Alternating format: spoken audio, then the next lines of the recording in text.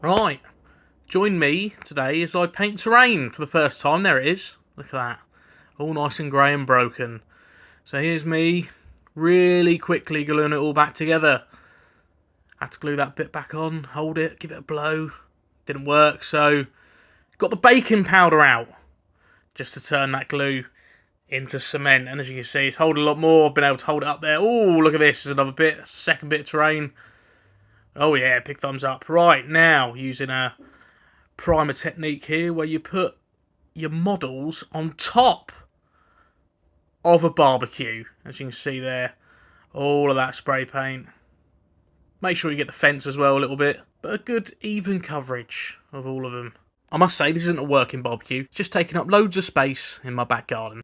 I've been accused, rightly so, of being quite a lazy painter before in the past. I don't tend to take much time getting these things done, so I've done this in a day. There's the bigger bits. Right, give them a quick spray. Now here I went from streaking to more just sort of holding and spraying the terrain continuously because it just took too long. And I thought, you know, I've got to go to the shops after this to get some dinner. And life's too short, really, to worry too much about primering models. Look at that, yeah, great camera work. And then, yeah, went back to the barbecue, spun these bits around, and gave them another coat. What we got here? Oh, we're back to the big bits.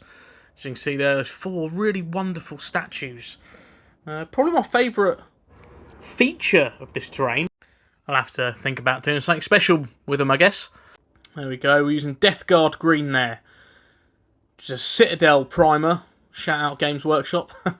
They aren't sponsoring this video. Nice coverage. A lot of people probably wouldn't pick Death Guard Green to base coat and primer their terrain, but hey, it's my first time doing this, so there it all is, in a big old pile. So, started off by painting these statues. It's a bit of Dawnstone Grey there, and I'm just sort of almost dry brushing, but covering each one. Now I'm going to go for a little bit more detail, but this is on all of these little skulls. Now, when I was doing this, I hadn't quite comprehended how many tiny skulls there are on these terrain models.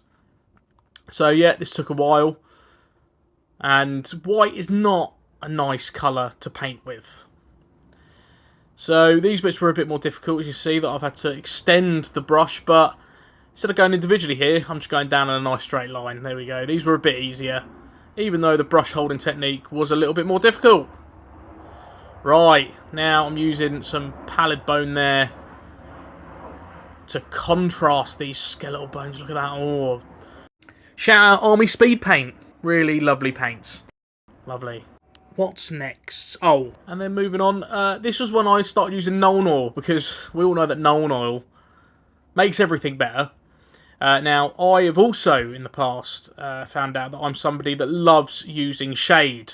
But I've made it my task here to show some self-restraint and not cover every inch of the model in it.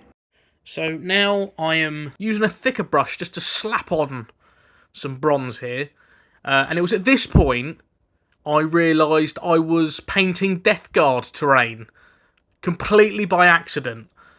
And it was just too late to go back, so I embraced it and carried on. It's quite strange, really. I've never played Death Guard. I think I've only battled them once or twice. But yeah, this one's for all the Death Guard players out there, I guess. Seem like nice enough people. Enjoy this bit of terrain. It's for you. So yeah, back with the Nuln Oil here. Just covering these eagles, getting out all those details. Look at the white skulls. I actually got rid of the pallid bone in the end. It turned it a bit too sort of beige and dark. But still, shout out Army Speed Painter. And we moved back to dry brushing. And here, this was a really lucky mistake. See, this green I didn't think was going to work, and I was actually a little bit scared putting it on here. But as you can see, it looks like these pillars are glowing. Lovely. Here I am, back with a bit of Agrax Earthshade here. A bit of a fiend with this shade paint, but again, I was restrained. Sometimes I find it difficult to stick to a commitment. But this time round, I really feel like I did myself proud. So we're still going with it, getting it in all the little nooks and crannies. Missed a bit on the vent here. Now, what I did notice painting this bit of terrain was that actually the grim darkness of a far-flung future is probably the most well-ventilated and heated fantasy universe out there. You know, even in the midst of never-ending war, I guess you do need a bit of central heating and ventilation for when things do get a bit dusty and stuffy. So here it is. Here's the end product.